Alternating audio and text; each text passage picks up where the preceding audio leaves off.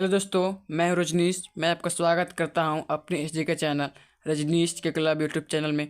दोस्तों, आज हम लेकर आए हैं आपके लिए एस जी के जीएस के क्लास में जीके के महत्वपूर्ण 25 सवाल के बारे में।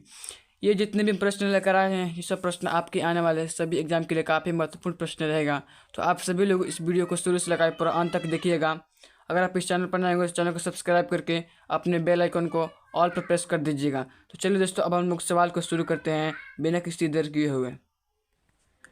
तो दोस्तों, आपके सामने पहला प्रश्न दिया है, डेल्टा न बनाने वाली भारत की सबसे लंबी नदी कौन सी है। दोस्तों, पहला नंबर प्रश्न है।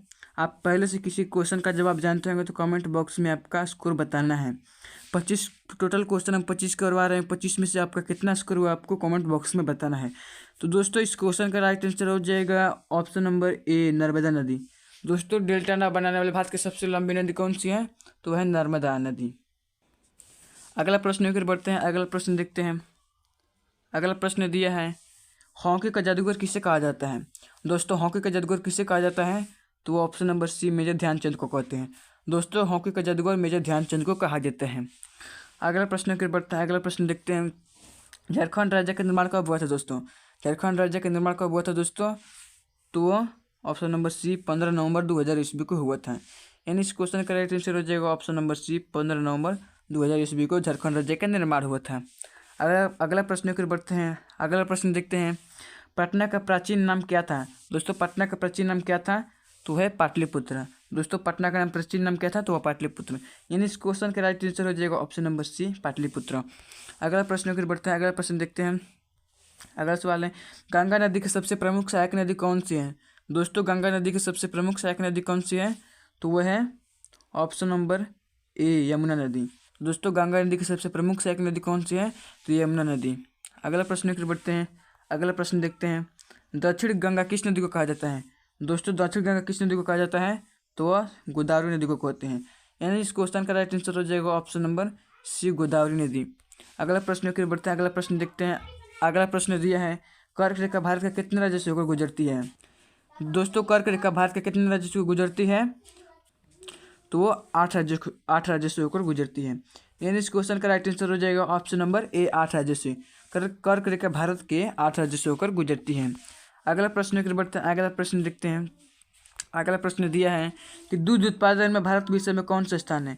दोस्तों, दूध उत्पादन में भारत विश्व में कौन सा स्थान है, तो वह प्रथम स्थान है। यानी इस क्वेश्चन का राइट आंसर हो जाएगा ऑप्शन नंबर डी, पहला स्थान।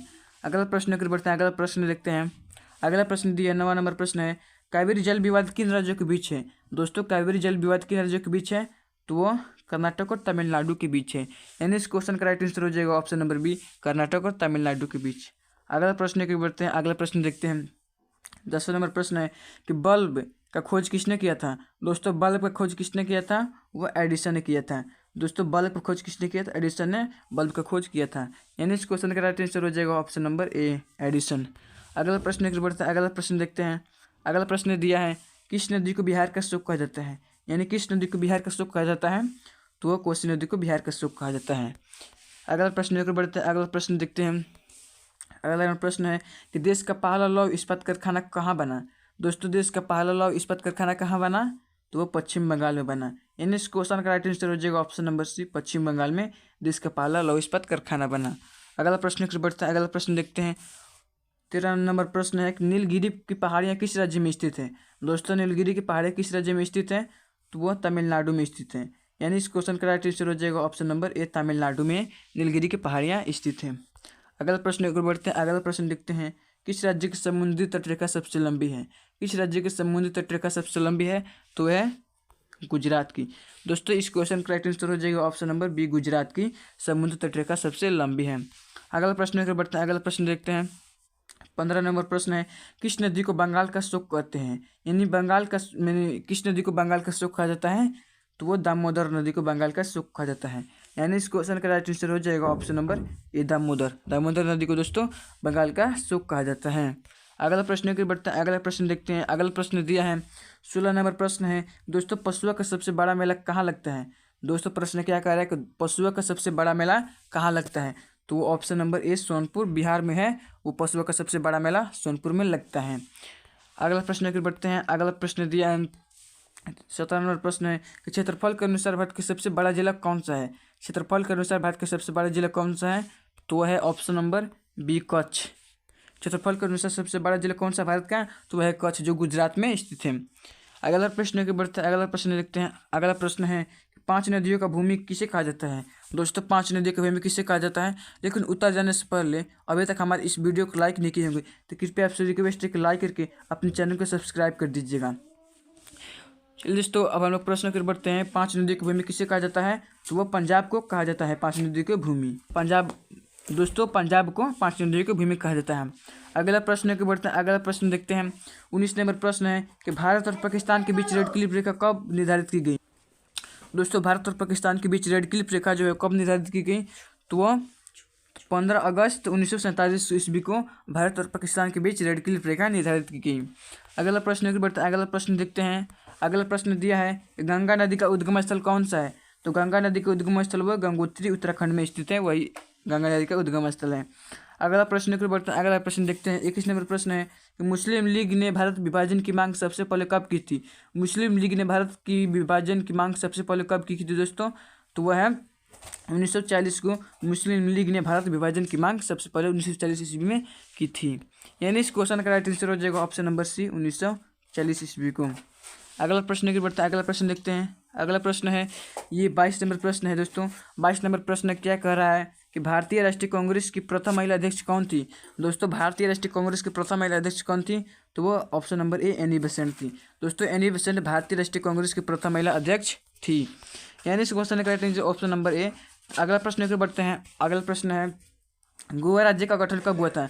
दोस्तों गोवा राज्य का गठन कब हुआ था? तो गोवा राज्य का गठन दोस्तों 30 मई 1987 को गोवा राज्य का गठन हुआ था। यानी इस क्वेश्चन का राइट आंसर हो जाएगा ऑप्शन नंबर ए, 30 मई 1987 को। दोस्तों कब हुआ था दोस्तों? तो 30 मई 1987 को हुआ था गोवा राज्य का गठन। आगे बढ़ते हैं। अगला प्रश्न देखते हैं। अभी प्रश्न क्या कह रहा है कि जनरल डायर की हत्या किसने की थी? जनरल डायर तो जालियांवाला बाग हत्याकांड से जुड़ा था। तो जनरल डायर की हत्या किसने की थी दोस्तों? तो जनरल डायर की हत्या वो ऑप्शन नंबर सी, उधम सिंह ने की थी। दोस्तों जनरल डायर जो जालियांवाला बाग हत्याकांड से जुड़ा था, वही जनरल डायर की हत्या किसने की थी दोस्तों? तो ऑप्शन नंबर सी, उधम सिंह ने जनरल डायर की हत्या की थी।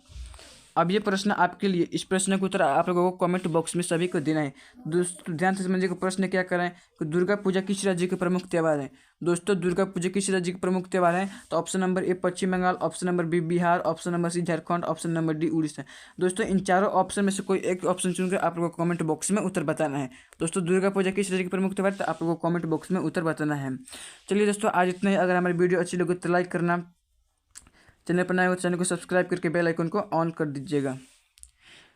चलिए दोस्तों आज इतना ही। मिलते हैं अगले वीडियो में, तब तक के लिए जय हिंद, जय भारत।